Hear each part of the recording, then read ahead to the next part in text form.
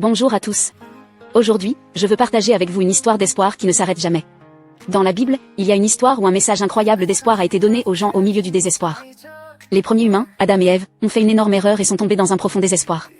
Mais même à ce moment-là, Dieu leur a fait une promesse. Il a promis d'envoyer la descendance de la femme.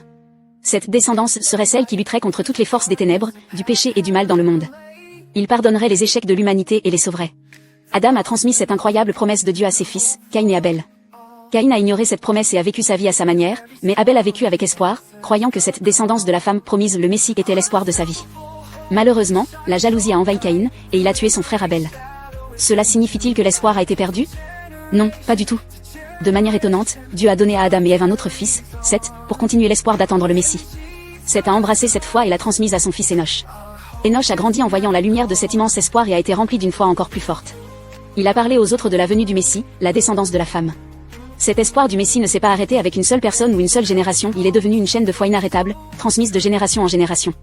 Finalement, cela a préparé la voie pour que Jésus-Christ vienne dans le monde. Cela nous montre que, peu importe combien les ténèbres essaient de l'arrêter, le chemin de l'espoir ne peut être bloqué.